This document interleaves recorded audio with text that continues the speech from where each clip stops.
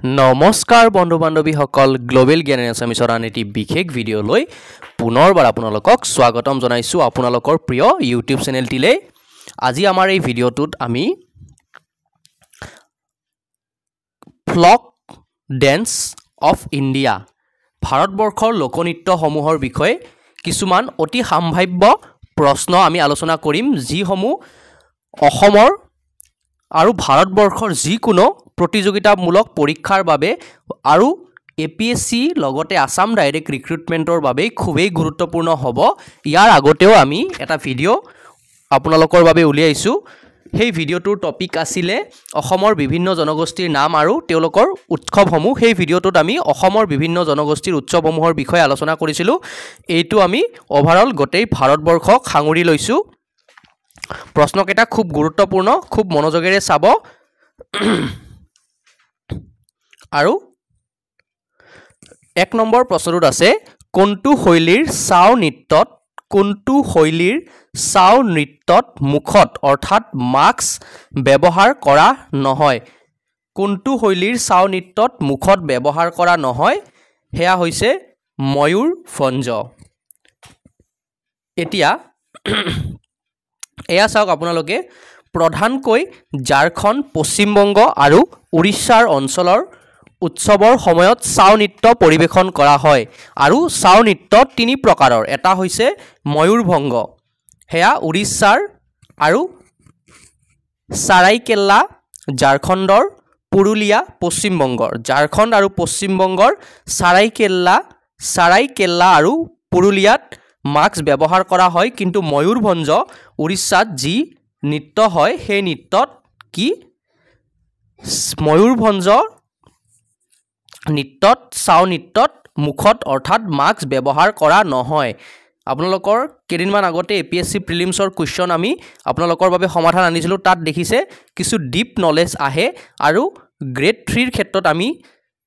আপোনালোকক ক'ব বিচাৰোঁ যে 2-এটা এনেকুৱা প্ৰশ্ন আহিব, খুব অকণমান ডিপ দিব। APSC নিচিনা নহয় বাৰু, গতিকে এনেকুৱা ধৰণৰ প্ৰশ্নসমূহ আপোনালোকে ইগন'ৰ নকৰিব। আৰু এইসমূহ প্ৰশ্ন প্ৰিভিয়াছ ইয়াৰ কুৱেশ্যন পেপাৰৰ পৰাই লোৱা হৈছে। দ্বিতীয়টো প্ৰশ্ন আৰু খুব গুৰুত্বপূৰ্ণ প্ৰশ্নসমূহ আমি ইতিমধ্যে 100টাতকৈ ওপৰত আমি ভিডিঅ' দিছোঁ। আসাম ডাইৰেক্ট ৰিক্ৰুটমেণ্টৰ বাবে আমি 50টামান প্ৰশ্ন ইতিমধ্যে আপোনালোকৰ বাবে দিছোঁ। আপোনালোকে এটা প্লেলিষ্ট বনাই দিছোঁ, আপোনালোকে ডিছক্ৰিপশ্যনত যাই প্ৰতিটো ভিডিঅ' চাওক মিছ নকৰাকৈ। 2 নম্বৰ প্ৰশ্নটো হৈছে শস্য চপোৱাৰ সময়ত আয়োজন কৰা ঝাৰখণ্ডৰ জনপ্ৰিয় লোকনৃত্যবিধৰ নাম কি? শস্য চপোৱাৰ সময়ত আয়োজন কৰা ঝাৰখণ্ডৰ জনপ্ৰিয় লোকনৃত্যবিধ হৈছে মুণ্ডাৰী নৃত্য।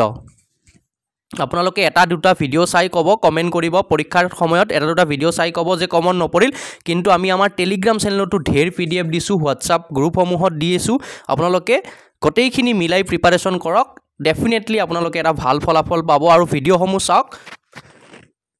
কদম গছ, ঠিক আছে। 3য়টো প্ৰশ্ন, কদম গছ পূজাৰ লগত জড়িত জনপ্ৰিয় লোকনৃত্যবিধ হৈছে, আপোনালোক সকলোৱে জানে ইয়াৰ উত্তৰ কৰম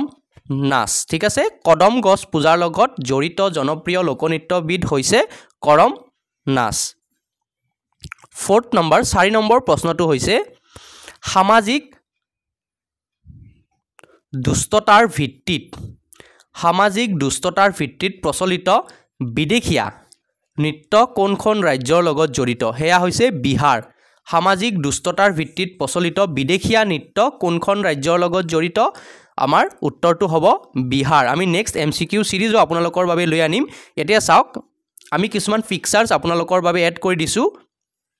ভিডিঅ'টো এটা নিৰ্মাণ কৰাত আমাৰ যথেষ্ট সময়ৰ আৰু কষ্টৰ প্ৰয়োজন হয়। আপোনালোকে অনুগ্ৰহ কৰি ভিডিঅ'টো লাইক কৰি কমেণ্ট বাকচত ভিডিঅ'টো কেনেকুৱা হৈছে আৰু অসমৰ কোনখন জিলাৰ পৰা আপোনালোকে ভিডিঅ'সমূহ চাই আছে সেইটো আমাক জনাই দিলে, আৰু ভিডিঅ'টো আপোনালোকে কেনে পালে সেয়া জনাই দিলে আমি নথৈ আনন্দিত হ'ম। বিদেশী নৃত্য হৈছে বিহাৰৰ ভোজপুৰী ভাষী অঞ্চলত প্ৰচলিত নৃত্য নাটকৰ এক জনপ্ৰিয় ৰূপ।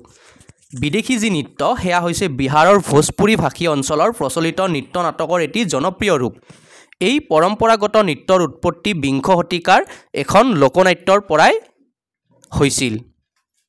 আমি কিছুমান এডিশ্যনেল ইনফৰমেশ্যন আপোনালোকৰ বাবে এড কৰি দিছোঁ, আৰু এডিশ্যনেল ইনফৰমেশ্যনসমূহ খুব গুৰুত্বপূৰ্ণ হ'ব। যেতিয়া আপোনালোকে পৰীক্ষাত বহিব তেতিয়া গম পাব এইবোৰ কিমান গুৰুত্বপূৰ্ণ আছিল।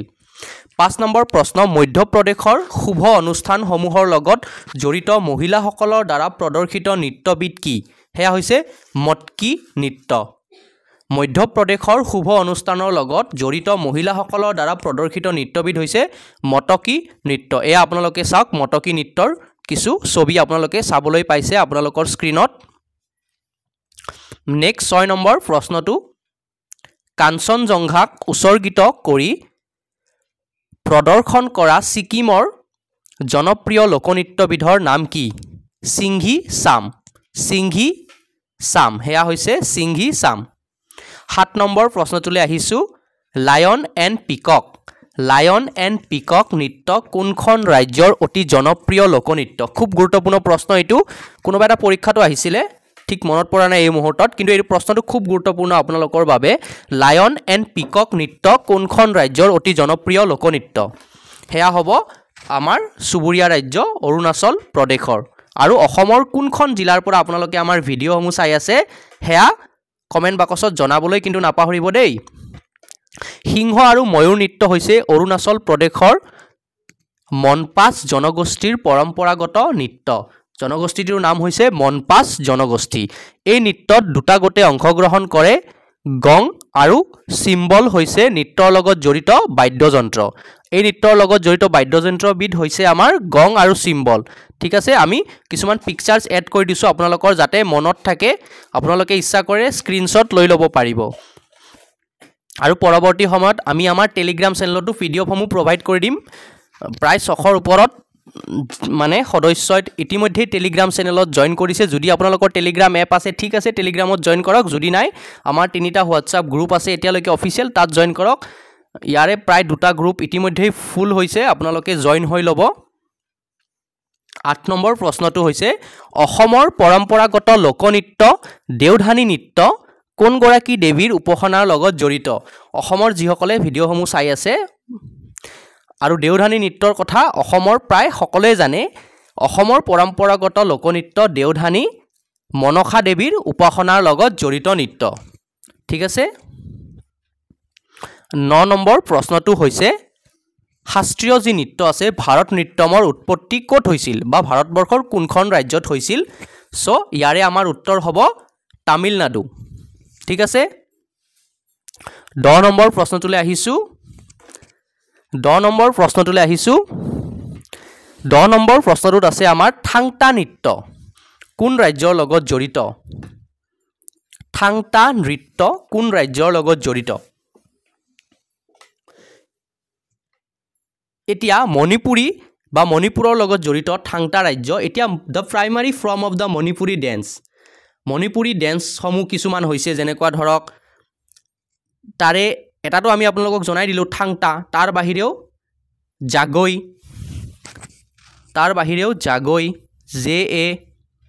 JAGOI তাৰ বাহিৰেও জাগৈ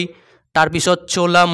জাগৈ চোলম থাংতা আৰু ৰাসলীলা ঠিক আছে মনত ৰাখিব আপোনালোকে লিখি লওক যদি দৰকাৰ হৈছে আপোনালোকে নোটছো বনাই ল'ব পাৰে লিখি ল'ব পাৰে PDF সমূহ আপোনালোকক প্ৰভাইড কৰিমে আপোনালোকে টেলিগ্ৰাম চেনেলত জয়েন হৈ ল'ব জাগৈ চোলম থাংতাটো আমি ইতিমধ্যে লিখি দিছো আৰু ৰাসলীলা হেতু বাৰু মনত থাকিব এতিয়া 11 নম্বৰ প্ৰশ্নটোত আছে ত্ৰিপুৰাৰ চাকমা সকলে পালন কৰা অতি জনপ্ৰিয় লোকনৃত্যবিধৰ নাম কি ত্ৰিপুৰাৰ চাকমা সকলে পালন কৰা অতি জনপ্ৰিয় লোকনৃত্যবিধৰ নাম হৈছে বিজু নৃত্য ঠিক আছে ত্ৰিপুৰাৰ চাকমা সকলে পালন কৰা অতি জনপ্ৰিয় লোকনৃত্যবিধ হৈছে আমাৰ বিজু নৃত্য আপোনালোকৰ অধিকাংশকে কি কৰে আমাৰ ভিডিঅ'সমূহ চাই কিন্তু চেনেলটো সাবস্ক্ৰাইব কৰি নথয় যদি আপোনালোকে সাবস্ক্ৰাইব নকৰে বেল আইকনটো প্ৰেছ নকৰে তেতিয়া কি হ'ব আপোনালোকে আমাৰ আৰু ইম্পৰ্টেন্ট যিবিলাক আমি ভিডিঅ' ইতিমধ্যে দিম বা আমি নিৰ্মাণ কৰিম সেই ভিডিঅ'সমূহৰ লিংক বা আপোনালোকে নটিফিকেশনটো নাপাব গতিকে চেনেলটো সাবস্ক্ৰাইব কৰি বেল আইকনটো প্ৰেছ কৰিবলৈ নাপাহৰিব আমি প্ৰিভিয়াস ইয়াৰৰ সলভ এটা সিৰিজ আনি আছো আপোনালোকৰ বাবে বিজুৰ অৰ্থ হৈছে চৈত সংক্ৰান্তি চৈত্ৰা সংক্ৰান্তিয়ে বাংলা ক্যালেন্ডাৰৰ বছৰৰ শেষক বুজায় এই সময়ছোৱাক চাকমাসকলে কি কৰে শেষ হোৱা বছৰটোক বিদায় দিবলৈ আৰু নৱবৰ্ষক আদৰিবলৈ গান গায় আৰু নাচে হেয়া হৈছে বিজু নৃত্য বিজু নৃত্যৰ ছবি আমি এড কৰি দিছোঁ আপোনালোকে চাব পাৰিব এতিয়া 12 নম্বৰ যি প্ৰশ্ন আছে 12 নম্বৰ গোৱাৰ নৱৰাত্ৰিৰ সময়ত পৰিবেশন কৰা লোকনৃত্য গোৱাত নৱৰাত্ৰিৰ সময়ত পৰিবেশন কৰা লোকনৃত্যবিধ হৈছে ধাংকৰ ঠিক আছে ইংৰাজীত হলে ধাংগাৰ উচ্চাৰণটো তেনেকুৱা হ'ব DANGAR ধাংগাৰ ঠিক আছে ধাংগাৰ ঠিক আছে মই উচ্চাৰণটো ইংৰাজীত কি হ'ব মই আকৌ এবাৰ কওঁ আপোনালোকৰ যদি কোৱেশ্চন পেপাৰত ইংলিছত থাকে গ্ৰেড 4 ৰ ক্ষেত্ৰত অসমীয়াতে থাকিব কিন্তু গ্ৰেড 3 ত অসমীয়া ইংলিছ দুটা ভাষাৰে থাকিব আৰু APSC ক্ষেত্ৰত অনলি ইংলিছত থাকে DHANGAR ধাংগাৰ ঠিক আছে ধাংগাৰ কিছুমানে ধাংকৰ বুলি উচ্চাৰণ কৰে কিন্তু শুদ্ধ উচ্চাৰণটো হ'ব ধাংগাৰ DHANGAR গোৱাৰ নৱৰাত্ৰিৰ সময়ত পৰিবেশন কৰা লোকনৃত্যবিধ হৈছে ধাংগাৰ এতিয়া 13 নম্বৰ প্ৰশ্ন 13 নম্বৰ প্ৰশ্নটো লৈছো তামিলনাডুৰ 400 বছৰ পুৰণি লোকনৃত্যবিধৰ নাম কি তামিলনাডুৰ 400 বছৰ পুৰণি লোকনৃত্যবিধ হৈছে কুথ্থু আৰু ইয়াৰ সম্পূৰ্ণ নাম থাল পাৱল কুথ্থু আৰু অপচনত আপোনালোকৰ কুথ্থু বুলিয়ে দিয়া থাকিব পাৰে আৰু সম্পূৰ্ণ ৰূপটো দিয়া থাকিব পাৰে থাল পাৱল কুথ্থু গতিকে কুথ্থু বুলি মনত ৰাখিব য'ত দেখিব কুথ্থু তাত কাৰেক্ট মানে ABCD যিটোতে থাকে কুথ্থু তাত আপোনালোকে টিক মাৰ্ক দি দিব ঠিক আছে থাল পাৱল কুথ্থু ঠিক আছে এয়া হৈছে থাল পাৱল কুথ্থু দৃশ্যাৱলী আমি আপোনালোকৰ বাবে ভিডিঅ'টো আপোনালোকে কমেন্ট বক্সত কৈছিলে যে আপোনালোকক আৰু ভাল কোৱালিটিৰ লাগে ইনফৰমেশনবোৰ সো অশেষ কষ্ট কৰি আমি PDF সমূহ বনাই আছো আপোনালোকৰ বাবে আপোনালোকে অকনমান যদি আমাক সহায় কৰে তেন্তে আমি কি কৰিম আৰু মানদণ্ডৰ ভিডিঅ' সম্পূৰ্ণ বিনামূলীয়াকৈ আপোনালোকৰ বাবে আনিছো কোনো কোৰ্স পেইড কোৰ্স আমি আনা নাই কোনো হোৱাটছআপত এটু কিখন ই-বুক সেল কৰক নাই জিমান ষ্টাডি মেটেৰিয়েল আছে কমিউনিটি টেপতে হক গটেইখিনি হক আমি টোটালি ফ্ৰী আপোনালোকৰ বাবে প্ৰভাইড কৰি আছো আৰু হেয়াই আমাৰ চেনেলটোৰ উদ্দেশ্য নগাসকলৰ জনপ্ৰিয় লোকনৃত্য ৰংগমা নৃত্য কিহৰ লগত জড়িত ঠিক আছে দা ৰংগমা dance is representation of the কি battle culture in Nagaland ঠিক আছে ৰংগমা নৃত্য battle culture অৰ্থাৎ নগাসকলৰ জনপ্ৰিয় লোকনৃত্য ৰংগমা নৃত্য battlefield অৰ্থাৎ battle culture যুদ্ধৰ লগত জড়িত এয়া কোট পালন কৰা হয় নাগালেণ্ডত ঠিক আছে নগাসকলে ডেফিনেটলি নাগালেণ্ডতে পালন কৰিব হেয়া 14 নম্বৰ প্ৰশ্ন আছিল এতিয়া 15 নম্বৰ প্ৰশ্নটো আমি লৈ লৈছো 15 নম্বৰ প্ৰশ্নটোত আছে ভাৰত নৃত্যমৰ লগত জড়িত হৈ থকা গ্ৰন্থখনৰ নাম কি খুব গুৰুত্বপূৰ্ণ প্ৰশ্ন এটো মোস্ট ইম্পৰ্টেন্ট কোৱেশ্চন বুলিও ক'ব পাৰো ভাৰত নৃত্যমৰ লগত জড়িত থকা গ্ৰন্থখনৰ নাম কি আৰু আপোনালোকে যে ভিডিঅ' সমূহ চাই আছে কেইটাৰ উত্তৰ শুদ্ধ দিব পাৰিলে হেও কমেন্ট বক্সত জনাওক আৰু নেক্সট আপোনালোকক কি টপিকৰ ওপৰত ভিডিঅ' লাগে আৰু Assam direct recruitment grade 3 grade 4 APSC আমি কম্বাইন বা আসাম পুলিশ কম্বাইন কৰি আমি সিলেবাসৰ ওপৰতে আমি ভিডিঅ'সমূহ নিৰ্মাণ কৰি আছো কিন্তু সিলেবাসৰ বাহিৰত আমি এটাও প্ৰশ্ন দিয়া নাই আৰু ম্যাক্সিমাম কোৱেশ্চন আমি কি 70-80% কোৱেশ্চন প্ৰিভিয়াস ইয়াৰ কোৱেশ্চন পেপাৰৰ পৰাহে আমি কালেক্ট কৰিছো অলৰেডি কোনোবা নহয় কোনোবা এটা পৰীক্ষাত আহি যোৱা প্ৰশ্ন এইবোৰ ভাৰত নৃত্যমৰ লগত জড়িত হৈ থকা গ্ৰন্থখনৰ নাম হৈছে নাট্যশাস্ত্ৰ আৰু নাট্যশাস্ত্ৰ কোনে ৰচনা কৰিছিল ভৰত মুনিয়ে ঠিক আছে ভাৰত নৃত্যমৰ লগত জড়িত হৈ থকা গ্ৰন্থখৰ নাট্যশাস্ত্ৰ আৰু এই গ্ৰন্থখন ৰচনা কৰিছিল ভৰত মুনিয়ে নেক্সট কোৱেশ্চন